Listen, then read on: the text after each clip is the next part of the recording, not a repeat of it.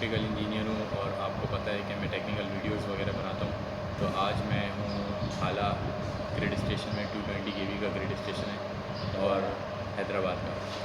ये हम control room में बैठे हुए हैं और ये हमारे दोस्त हैं शिफ्ट इंजीनियर ज़फ़र वली, और ये अभी यहाँ के इंचार्ज हैं। तो ये आपको बताते हैं कि कंट्रोल रूम के बारे में बताते हैं, पूरा विजिट कराते हैं ग्रिड स्टेशन। रोक दे फिर उसके बाद विजिट करवाएंगे, आपको बताएंगे पूरे ग्रिड स्टेशन का कि कहाँ से ये फीड हो रहा है 220 केवी की ट्रांसमिशन कहाँ से आ रही है और 11 केवी की सप्लाई किस तरह से इसको फीड कर रहे हैं पूरे। तो ये है हमारे दोस्त ज़फ़र वली।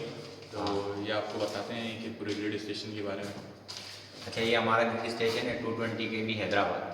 सही है। इधर हमारे पास लाइनें आ रही हैं जामशोरो से 220 केवी की डबल सर्किट, यानी जामशोरो सर्किट 1 और सर्किट 2, दोनों सर्किट 1 और सर्किट 2 को हम पैरेलल में चलाते हैं।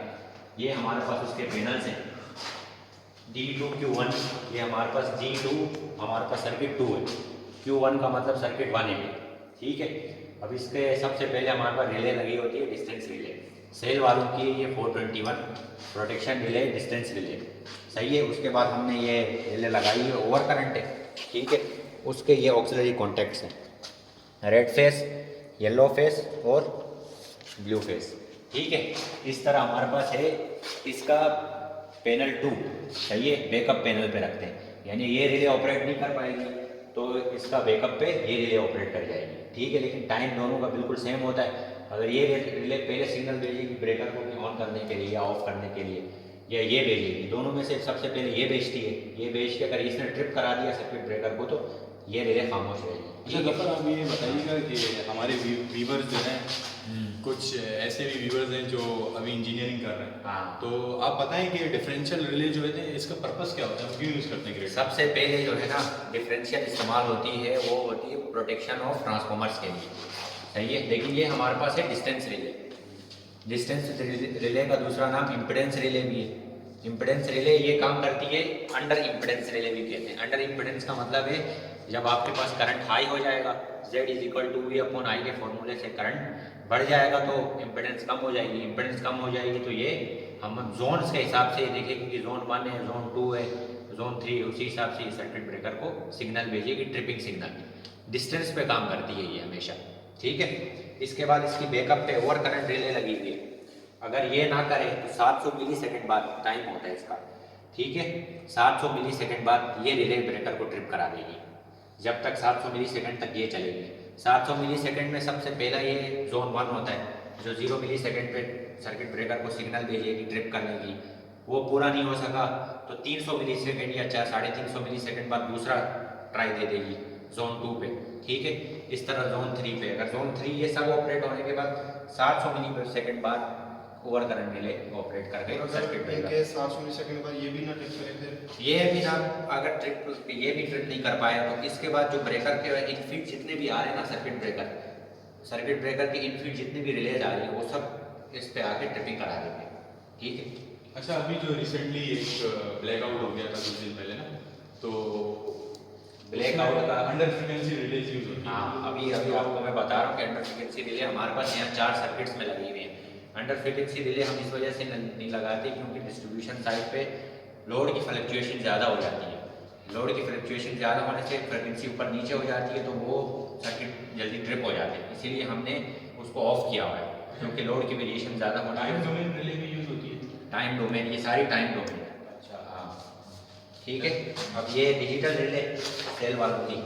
ठीक है। इसके बाद ये पुराने ज़माने में इस्तेमाल होती थी BBC, ये भी डिस्टेंस रिले पूरी, लेकिन अभी हमने बैकअप पे रखा है। अगर ये ऑपरेट नहीं कर पाए और LV के बुश के दरमियान, वो भी अभी बता दूँगा बुश के दरमियान। ठीक है। ये ओवरलोड हो गया, ट्रांसफार्मर ओवरलोड हो गया तो ये रिलेटेड कर जाएगी। ठीक है। 50-51L ये ओवर करंट है, LV ओवर करंट लिखा होगा। रफ बैलेंस का 87 है, यानी जितनी भी डिफरेंशियल रिले है उसका IEC कोड 87 है।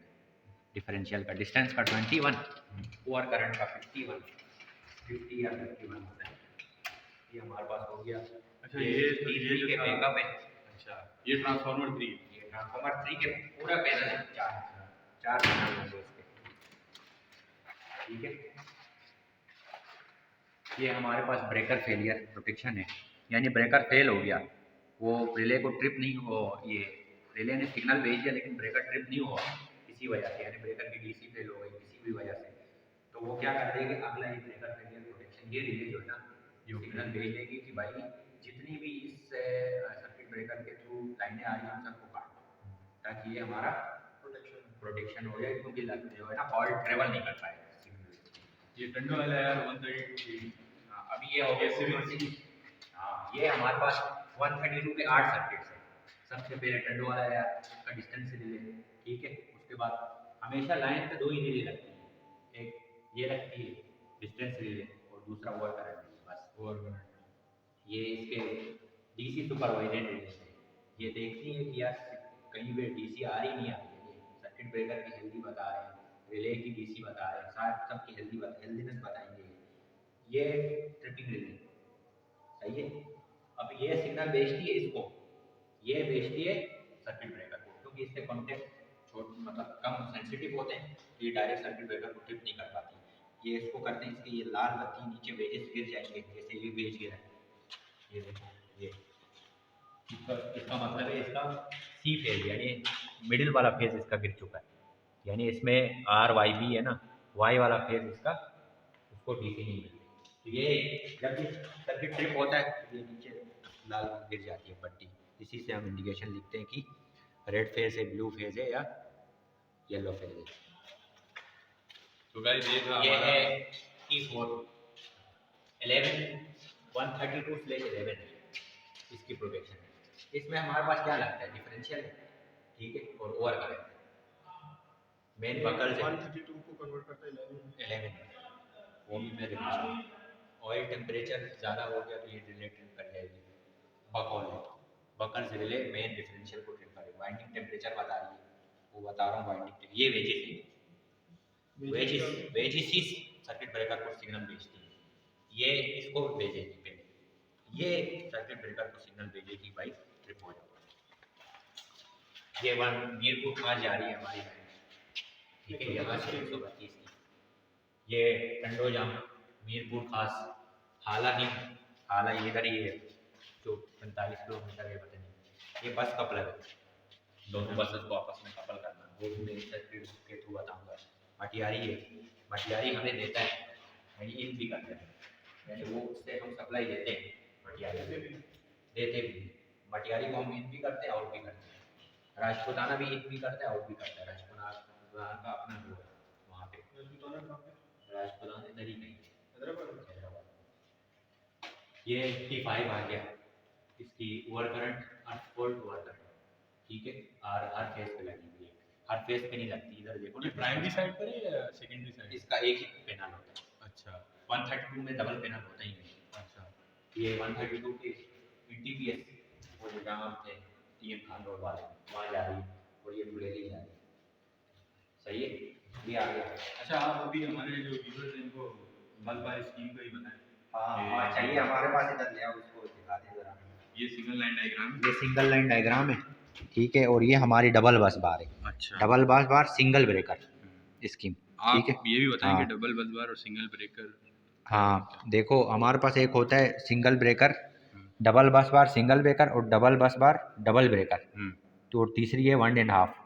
हमारे 500 kV NTDC में 1.5 सर्किट ब्रेकर इस्तेमाल किया जाता है स्कीम, लेकिन हमारे यहाँ 220 और 132 में डबल और बस और सिंगल ब्रेकर इस्तेमाल करते हैं। वो कैसे, अब ये जामशोरों से लाइन आई, ये देखो ये इधर आ जाएगी, या ये इस बस बार को फीड करेगी या इस बस बार के को फीड करेगी, दोनों में करंट की डायरेक्शन है। अब वो हम फैसला करेंगे कि कौन सी बस बार को हमें फीड करवाना है। मैं इस आइसोलेटर को ऑफ कर देता हूँ तो ये करंट का पाथ यहाँ नहीं जाएगा, यानी बस बार 2 को फीड नहीं करेगा, ये किसको करेगा, बस बार 1 को फीड करेगा। इसी तरह जामशोरो हमारे पास 2 बसें, एक हमारी बस बार अभी चला नहीं रहे, 1.5 हम तो बस बार 1 के थ्रू चला रहे हैं, यानी ये आ रही है इधर से आके इस बस बार थ्रू में करंट आ रहा है, यानी पावर इधर हो रही है। अब इधर से हम 132 के सर्किट्स कैसे निकाल रहे हैं, ये T3 है हमारे पास ट्रांसफार्मर, ये T2 हो गया, ये T1, इनको हम क्या कर रहे हैं 220 को 132 में करके इसको हम करते हैं 132 की बस बार को दे देते हैं, दे दिया हमने बस बार 1 को। अब हमने क्या किया है, इस T1 और T2 को हम पैरेलल में चलाते हैं आपस में, तो ये बस बार 1 को फीड कर रहे हैं, यानी ये आ रहे हैं बस बार 1 को फीड कर रहे हैं, और ये T3 को हमने बस बार 2 पे रखा है, तो ये यहाँ से आके बस बार 2 को फीड कर रहे हैं। ठीक। दो ट्रांसफार्मर बस बार 1 को फीड कर रहे हैं, एक ट्रांसफार्मर बस बार 2 को फीड कर रहा है। 160 है ये दोनों, ये 250 MVA का ट्रांसफार्मर है। अब 132 में बस बार में आ गए, इससे हम सर्किट्स आउट कर रहे हैं। सर्किट्स कौन-कौन से? फुलेली को आउट कर दिया, एनटीपीएस को आउट कर दिया, टंडोजाम, ये जो आउट हो रहा है ये कितना वोल्टेज आ रहा है? वो ये 132 के सर्किट्स हैं। 132। ये हम देते हैं एस्को वालों को, ठीक है। अब हमने एक और भी किया, 132 के 2 ट्रांसफार्मर हमने T4 और T5 और रख लिया, जो 132/11 केवी बना रहे, और 11 केवी के 8 फीडर्स भी हम इसी T5 और T4 के और थ्रू ये निकाल 11 रहे हैं। केवी के फीडर्स कहाँ जा रहे हैं? 11 केवी के फीडर्स, 8 फीडर्स हैं HDA यहाँ हैदराबाद में, ठीक है।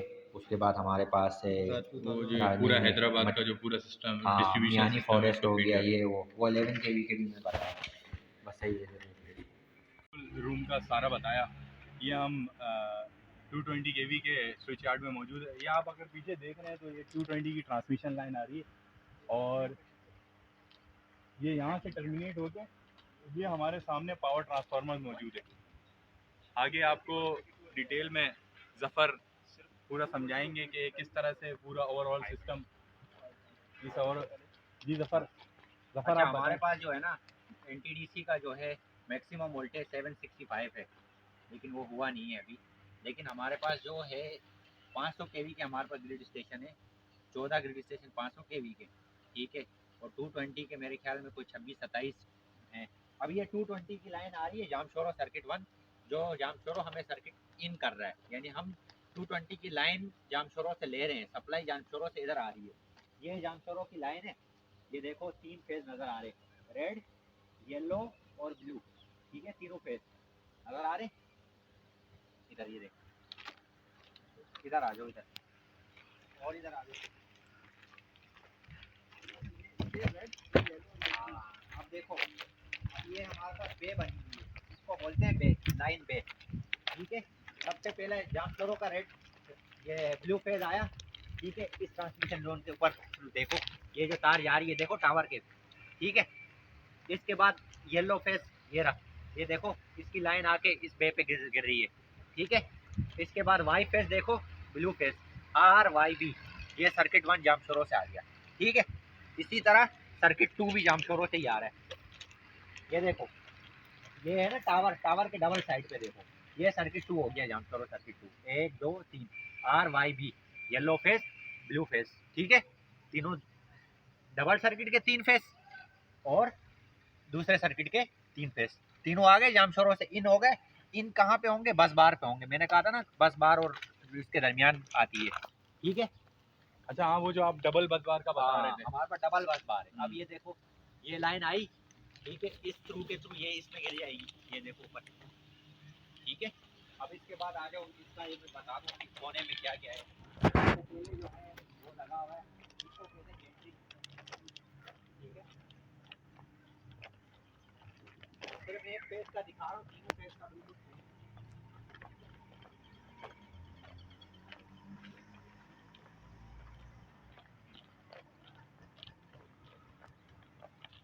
अच्छा, ये देखो लाइन आई हमारे पास, सबसे पहले ये PT है, ठीक है, पोटेंशियल ट्रांसफार्मर, ठीक है। इसके तीनों फेज हो गए, ठीक है। तो पीटी को ग्राउंड किया होता है। हाँ, ग्राउंड किया हुआ है। ये बात, ये वेव ट्रैप है जो हाई फ्रिक्वेंसी को, जो मतलब बाहर से जो भी फ्रिक्वेंसी आएंगी ना, उसको कन्वर्ट कर देगा 50 हर्ट्ज, ठीक है।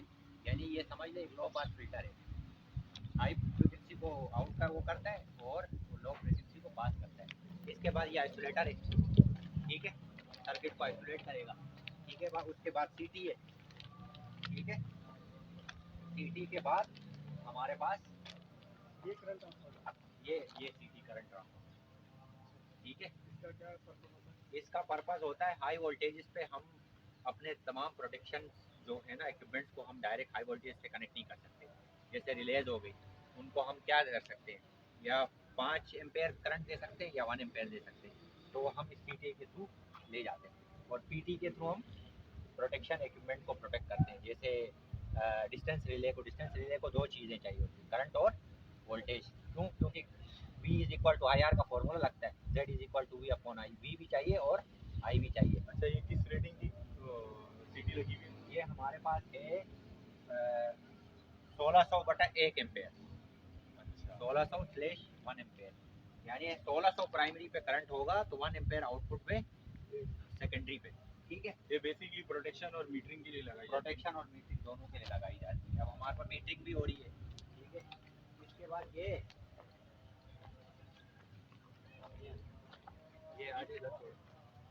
आवाज़ तो है, ये सीटी है। ठीक है, वेब ट्रैप भी आ गया, अब शटर भी मैंने दिखा दिया। ये सर्किट ब्रेकर है। ठीक है, है। ये कौन से सर्किट ब्रेकर है? ये SF6 के सर्किट ब्रेकर है सारे। SF6 अच्छा, डिजाइन का है, ट्रेन वालों का है, अपना वालों का ये तो एयर सर्किट ब्रेकर है ना? एयर सर्किट ब्रेकर है कौन से? वो था ना लिक्विड है। गैस पे है ना, गैस पे। हाँ, इलेक्ट्रिक गैस पे है। कल हाँ, ठीक है। SF6 है ना। ठीक है, ये आपने पूरी इसकी स्कीम बता दी है, हाँ, ये तीनों फेज हो गए। जो इसके प्राइमरी साइड की पूरी स्कीम आपने बता दी है। ठीक है, ठीक अब ये साइड आ गई, ये बस बार पे गुजरी। ठीक है, ये बस बार है ऊपर। कैमरामैन थोड़ा ये बस बार दिखाइएगा। हाँ, ये बस बार है। बस बार का इधर पहचान में इसी तरह होता है कि बस बार का पता चलने के लिए हमें एक स्कीम निकाली है। अगर बे इस तरफ है ना, ये बे यूँ है, देख लो लाइन यूँ आ रही है, तो बस बार यूँ होती है, हॉरिजॉन्टल यूँ। तो ये बस बार हो गई। ठीक है, ये जो आ रही है, ये इस पे हमने 220 की बस बार, ये दो बस बार दो बस बार है। ऊपर वाला का RYD है, 6 होंगी ना टोटल। हाँ, ये बस बार है। बस बार का रेड वाला फेज रेड बस बार पे गिरेगा, वाई वाला वाई पे, और बी वाला बी पे। तो ये अभी 3-4 रेड पे हाँ, और आगे ब्लू पे। सही है। बस इसी तरह है ना, बस बार स्कीम का तुम्हें ऐसे अंदाज़ा नहीं होगा। बस बार स्कीम का बस ये है कि 220 से लाइन आई, कहाँ गिरेगी? बस बार पे। ठीक सबसे पहले इक्विपमेंट से होते हुए बस बार पे आएगी। ठीक है, बस बार के बाद हम क्या करते हैं, हमारे पास ये ट्रांसफार्मर लगेगा। ये है T1, ये है T2, T3, है। 160 रेटिंग भी बता। 160 MVA का ट्रांसफार्मर, फिर 160 MVA का ट्रांसफार्मर, फिर 250 MVA का ट्रांसफार्मर। ठीक है, हमने क्या किया है, अब आ जाओ मेन प्लेट में थोड़ा बहुत 132 की, फिर आगे बस बार 132। ये पूरे जो सर्किट है ना, ये 132 के।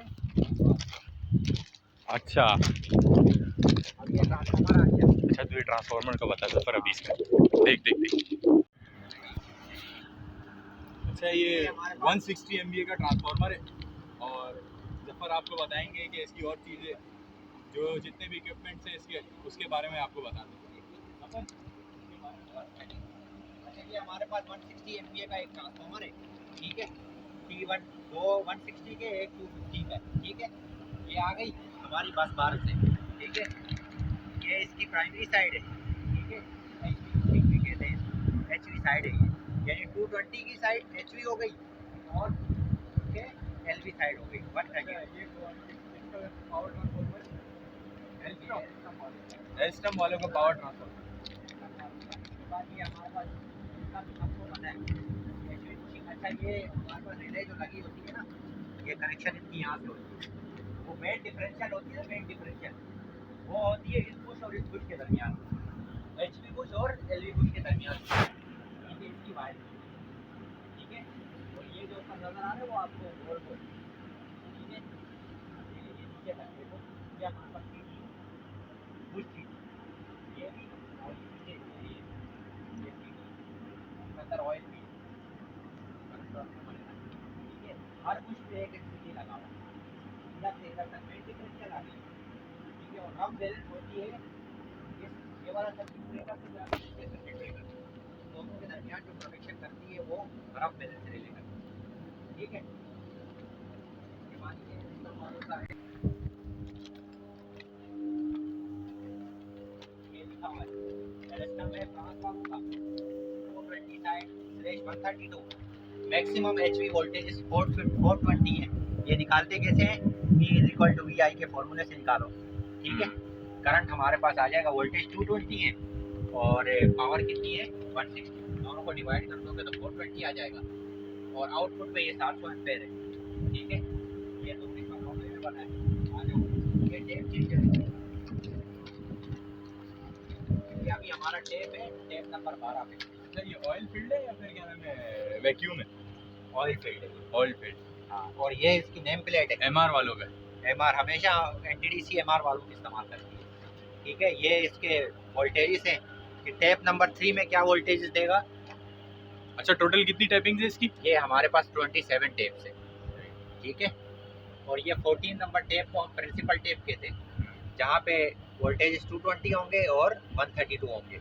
अब इससे ऊपर जाओगे, टेप कम करते जाओगे, ये देखो उसका वोल्टेज 242 हो गए, यानी मैक्सिमम वोल्टेज 242 तक आप लेके जा सकते हैं। अभी जैसे 12 पे है तो 12 में कितने 12 पे हमारे पास वोल्टेज है 230 आउटपुट पे? हाँ।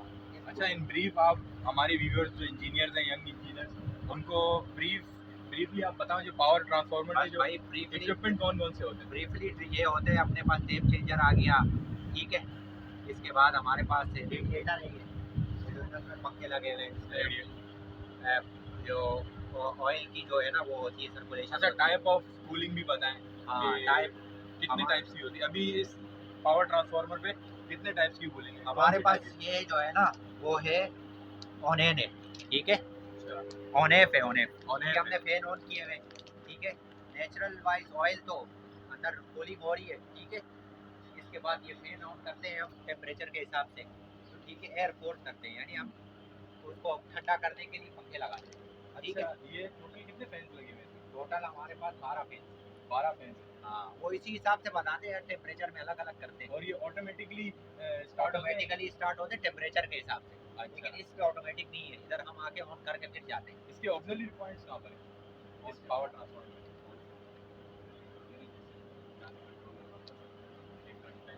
नाइट्रोजन गैस का वो है। नाइट्रोजन में क्या होता है, पूरी प्रोटेक्शन में फेल हो गई, डिफरेंशियल भी फेल हो गया, अंदर अल्लाह ना करे ट्रांसफार्मर में आग लग गई, ठीक है। ये क्या करेगा, ये अपने सारे वोल्ट प्रेशर रिलीफ डिवाइस अपने सारे वोल्ट्स खोल देगी। प्रेशर रिलीफ डिवाइस आखिरी प्रोटेक्शन है ट्रांसफार्मर में। मेन डिफरेंशियल फेल, बक होल्ड फेल, सब फेल, हाँ PRD प्रेशर रिलीफ डिवाइस, वो अपने प्रेशर को रिलीव करेगी, तो वो वॉल खुल जाएंगे, सारे वॉल खुल जाएंगे, तो इसके थ्रू जो है ना नाइट्रोजन गैस इंजेक्ट हो जाएगी इसके अंदर। ये इसके थ्रू नाइट्रोजन, तो कैमरा में थोड़ा यहाँ से आप दिखाएं इसका। सारे ये आपके पास ये इंजेक्ट हो जाएगी तो आग बुझ जाएगी, नाइट्रोजन गैस आग के लिए है ना, ठीक है। HV बुशिंग, LV बुशिंग, इसके बाद रेडिएटर, मेन बॉडी, ठीक है। इसको 2-3 जगह से ग्राउंड कर देते हैं, मेन बॉडी को ग्राउंड कर देते हैं इसकी, ठीक है। अच्छा, ग्राउंड के बारे में थोड़ा बताएं, किस तरह से मैश बनाया जाता है ग्रिड का? ये पूरा मेश तो पूरे यार्ड के अंदर बनाया जाता है, ठीक है। अब हम इसके हर पॉइंट को देखो, नीचे जाके हम मेश से मिलाया हुआ है हर पॉइंट को, ठीक है। ये ग्राउंडिंग की हुई है हमने हर मेश को। अब इधर देखो, ये टर्शियरी वाइंडिंग आ गई, टर्शियरी को हमेशा ग्राउंड करते हैं, टर्शियरी वाइंडिंग होती है तीसरी वाइंडिंग, तो ये टर्शियरी वाइंडिंग है, देखो ये नजर आ रही है, तीनों फेज है इस तरह की RYB, ये तीनों को हम ये देखो इनके थ्रू ग्राउंड किया है, ये काउंटर्स लगे हुए हैं, ठीक है। अच्छा, हाँ यार, सर्जिस जो आते हैं उनके हाँ, काउंटर्स आप बताएं। सर्जिस के ये आ गया, ट्रांसफार्मर के दोनों साइड लगा हुआ है, ठीक है, प्रोटेक्शन। और ये तीनों, हाँ ये तीनों हर फेज पे एक सर्जिस है इस पर लगा हुआ है।